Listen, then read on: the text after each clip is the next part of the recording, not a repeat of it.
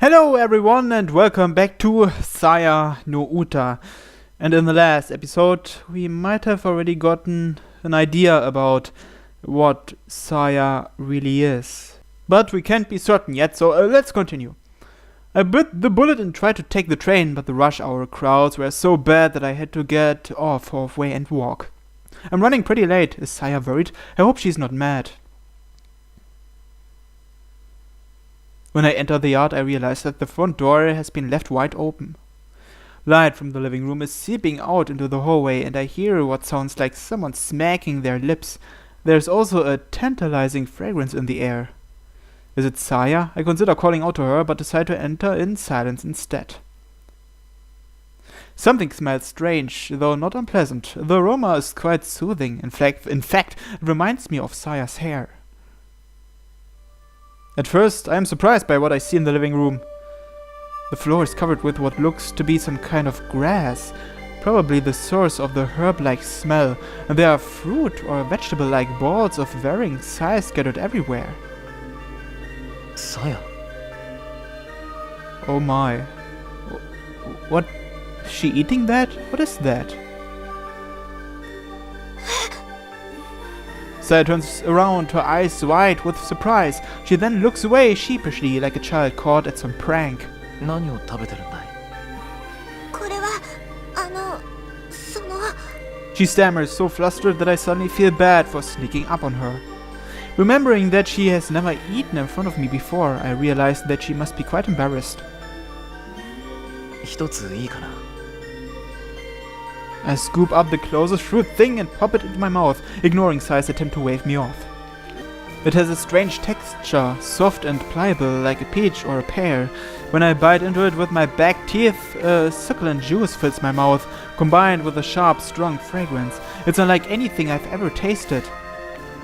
Wait, are these maybe the remains of Omi?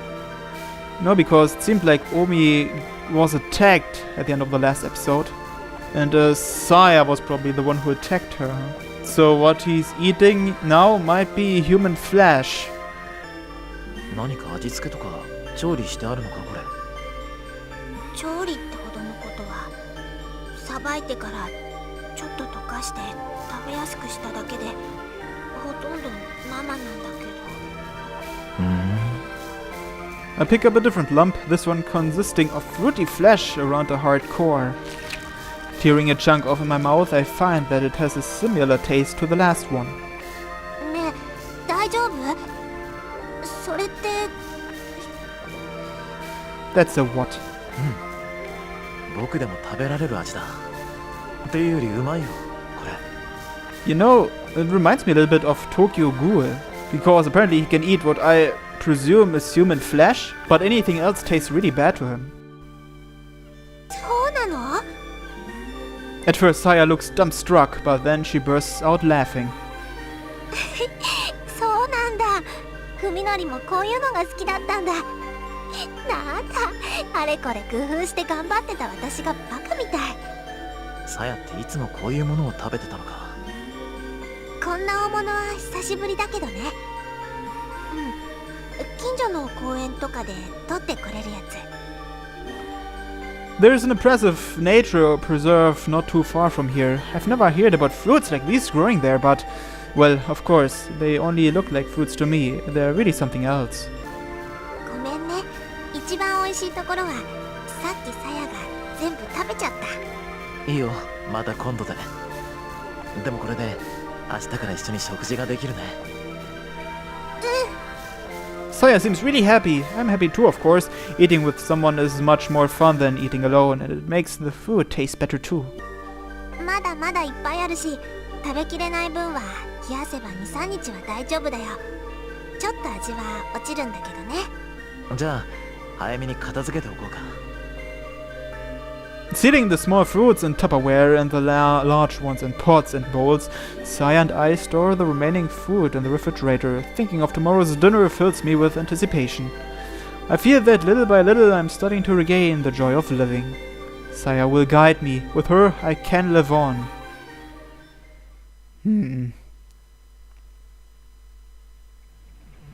True Scary Stories, Hospital Edition.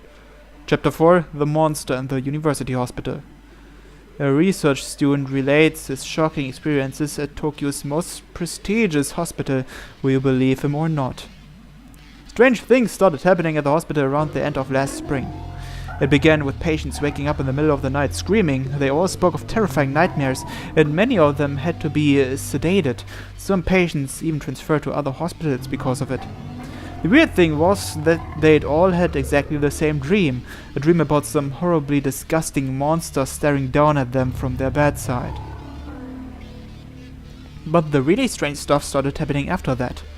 There used to be a lot of stray cats around campus looking for scraps from the students.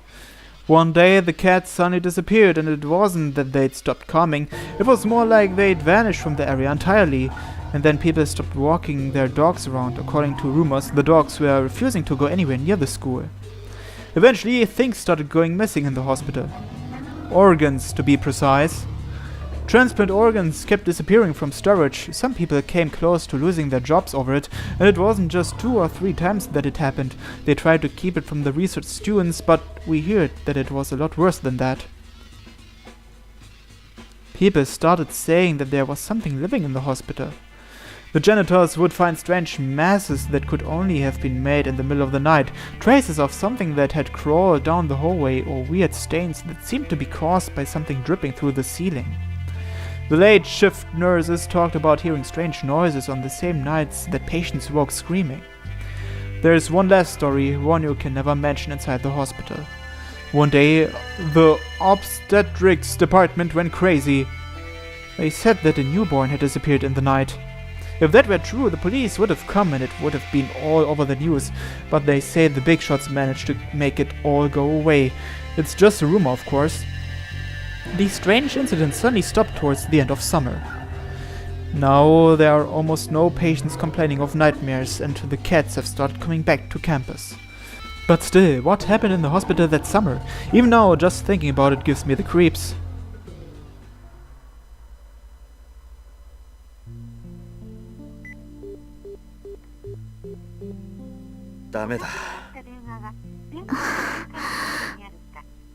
This is the 3rd day in a row that they haven't been able to get in touch with Omi. There's no sign that she returned to her apartment, and even her family doesn't know anything. Her parents have already filed a missing persons report. まあ、あいつのことだからな。何事もなかったみたいに、ひょっこり顔出しそうな気もするんだが。だといいけど。Yo replies with a gloomy expression. She's worried about Omi, of course, but the incident with Fuminori 3 days ago must still be weighing on her mind as well. Yo hasn't seen Fuminori since then, and Fuminori hasn't made any effort to approach her or Koji. 4 people used to meet in this cafeteria between classes, but now there are only 2. ねえ、殿くん、もう一度考えてみようよ。どこかおみちゃんの行きそうな場所に心当たりない？いや、一通りは確かめたしな。Koji answers evasively. It's a lie, of course. Koji knows where Omi planned to go that evening, but he doesn't want to bring Fuminori up in front of Yo. The awkward silence is mercifully broken by the bell signaling the start of the next period. じゃあ、俺行くわ。If Koji isn't mistaken, Yo is supposed to have class next period too, but she just sits there staring off into space. Unable to come up with anything to say, he leaves the cafeteria reluctantly. Both Omi's disappearance and Yo's depression worry Koji, and both problems lead back to the exact same place. Fuminoriは一体。When Omi went missing, the first thing he did was questioning Fuminori. After all, the last time he'd seen her was just before she stormed off to give Fuminori a piece of her mind. Fuminori responded with unequivocal denial and acted like he hadn't the slightest idea why Omi would have gone to see him. Perhaps that was only natural, as he was unaware that Omi and Koji had witnessed him reduce Yo to tears. Did Omi even make it to Fuminori's house? She had been riding a wave of emotion when she left, and might have calmed down and changed her mind halfway there. Or perhaps she ran into trouble on the way. Koji concluded, or more accurately, convinced himself, that one of these possibilities was the truth, subconsciously denying the one remaining possibility, that Fuminori was lying, that he had met Omi and was involved with her disappearance. When questioned by the police, Koji told the truth about Omi's destination only up to the train station, maintaining that he had no idea where she had planned to go after that. He wanted to cooperate with the search, of course, but Omi couldn't have made it to Fuminori's house. Fuminori said so himself, didn't he? In that case, he told the police everything they needed to know. Not wanting to get the still fragile Fuminori involved, he forced himself to accept this flimsy logic. But the conflict has built up inside of him without his notice, leaving unanswered suspicion to fester in his mind.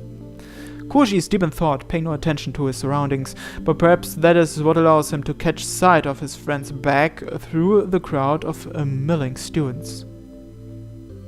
Fuminori? At first, Koji assumes that he is headed to the lecture hall, but it soon appears that he is instead going home. Strange, medical students have required courses in the afternoon. Though he is initially surprised, Koji's hesitation lasts for only a second. He follows his friend, taking care to stay far enough behind that he won't be noticed. See the next one who will die? Fuminori wasn't going home, as became obvious when he boarded a train heading in the opposite direction. Koji's next guess was that he was going to see his doctor at the T University Hospital, but Fuminori rode straight through the closest station. どこに向かってる? At first, Koji felt ashamed for tailing his friend like this, but his conscience fell silent as Fuminori's actions grew more mysterious. The stranger it gets, the closer Koji feels to discovering the truth behind Fuminori's sudden transformation. Any knowledge would be welcome, no matter how slight. Even Koji is beginning to think that there must be more behind Fuminori's change than the accident alone. He wants a more satisfying answer, one that will help him decide whether Fuminori can still be trusted. Fuminori gets off at a small station in a nondescript suburb of Tokyo. Koji follows, trying not to lose sight of him amid the other disembarking passengers. The area is quite desolate, with only a small bookstore, a convenience store, and a market in front of the train station. It is easy for Koji to keep Fuminori in view. This neighborhood was carved out of the Fuji foothills, and here and there remain steep inclines and wooded areas that escaped assimilation. Koji is amazed that such a quiet place exists less than an hour out of central Tokyo. Fuminori seems to know these streets. He moves quickly and purposefully through the suburban community, his eyes fixed straight ahead. Before long, Fuminori reaches a house. Without ringing the bell or even knocking, he opens the door and vanishes inside, leaving Koji to wonder how Fuminori can treat the house as his own. After waiting to see if Fuminori comes back out, Koji approaches the gate and checks the nameplate. Ogai, it reads. Koji has never heard of anyone by that name among Fuminori's acquaintances. Next, his attention is drawn to the thick wad of leaflets sticking out of the mail slot. This, coupled with the general dilapidated feel of the place, suggests that it has been abandoned for some time. Wait, Ogai? Wasn't that the name of the doctor who is supposed to be Saya's father? A small playground about 2 blocks away provides an adequate vantage point from which to watch the front of the Ogai home. Fortunately, it does not appear to be the sort of house that has a rear exit. Koji settles down on a bench to begin his stakeout. I should have brought more smokes. 1 hour passes and then another, but there remains no sign of movement around the Ogai residence. Soon twilight settles upon the neighborhood. After Koji's 1 pack of cigarettes runs out, the stakeout becomes a battle against the mounting impatience. He kills time by redialing Omi on his cell and sending her short text messages, but his efforts are futile as he knew they would be. When the sky begins to turn deep blue and the streetlights come on, Fuminori finally emerges from the house and heads back towards the station with the same hurried stride. After some brief consideration, Koji decides that right now investigating the house is more important than tailing Fuminori. He rings the doorbell just to make sure. After receiving the expected silence in response, he checks to make sure no one is watching and turns the doorknob. The door is not locked. The moment he enters the house, stale air, thick with mold and dust, fills Koji's nostrils. It is the unmistakable smell of a house that has long lain untouched. There is also a faint hint of something else in the air, something reminiscent of damp sewers and fetid cisterns. Flipping the light switch does nothing. The power must be cut off. Koji uses a cigarette lighter to illuminate the immediate area. In the thick dust covering the floor, he sees several brand new trails of footprints that could only have been made by shoes. Fuminori's. Koji decides to follow suit and dispense with courtesy. He enters with his shoes on. The lighter's flickering flame pushes back the deathly silence and gloom of the house. Koji is surprised to see evidence of life remaining. Everything from furniture to tableware and appliances. Nothing seems to be missing. The thickness of the dust suggests that the house has been empty for several months, which means that the owner must have left with little more than the clothes on his back. Could he have gone on a long vacation?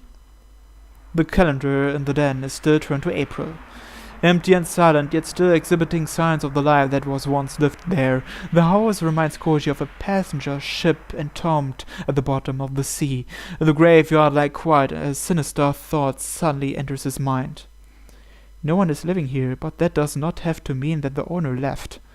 Maybe he was murdered and his rotting corpse is right under Koji's feet. He finds himself wanting a stronger light. A flashlight in his hand would make him feel much better. Koji follows Fuminori's footsteps to the second floor, where he begins to catch the scent of paper in the stale air. It is the smell of old books, instantly recognizable to anyone who has worked in an antique bookstore or library. The first room on the second floor turns out to be a study, its towering shelves packed with such a vast number of books that Koji fears for the stability of the floor. As a medical student himself, he is able to discern at a glance that this study belongs to a medical professional, and a high-level one at that. Judging by the content of the books, a smorgasbord of technical volumes far beyond a simple student's understanding, the owner's interests lie more with medical research than with clinical practice. Fuminori must have spent most of his time here. The scattered dust suggests that he was searching for something, and the contents of the desk drawers are in obvious disarray. A small pile of books stacked on the side table catches his eye. Being next to the desk, they must have been the most frequently read. The nature could shed some light on the character of the person who worked here. Koji frowns as he examines the three books. These aren't scientific texts like the rest, but old leather-bound Western tomes, like the sort you would find in a rare bookstore.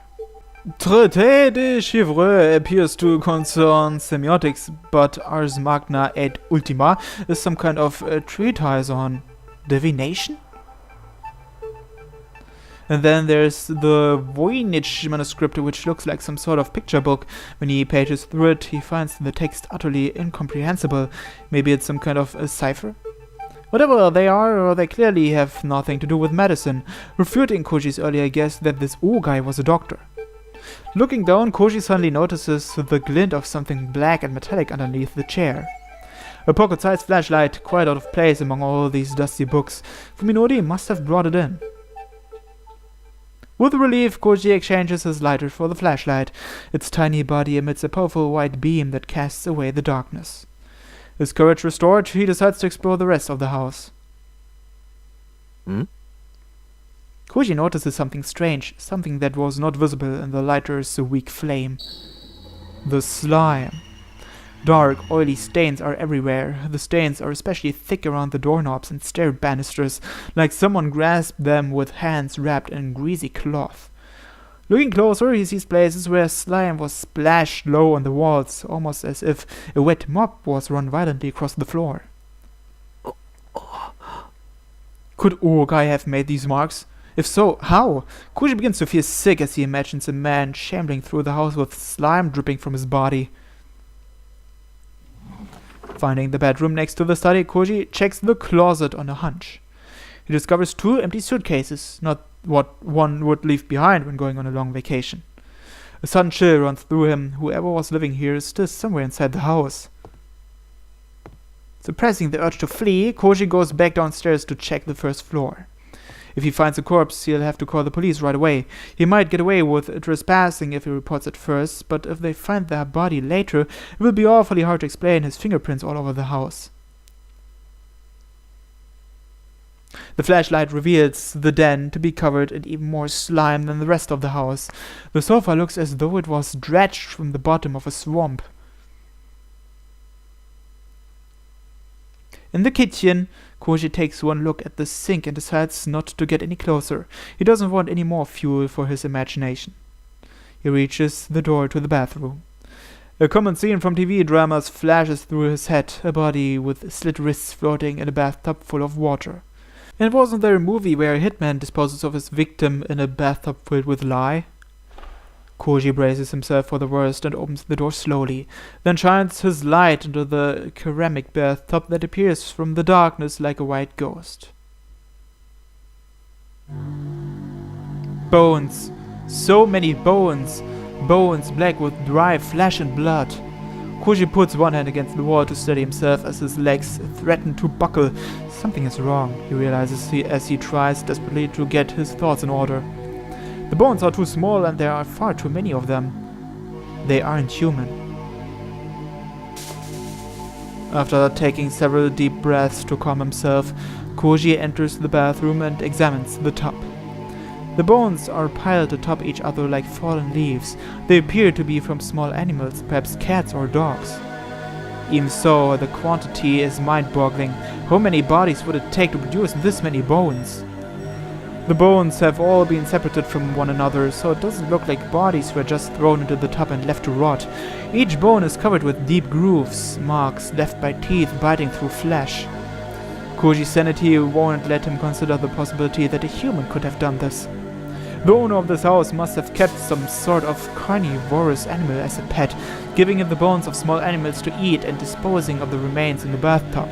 But why not dispose of the leftovers properly? They could have just been thrown out with the garbage, or was there something keeping him from leaving the house?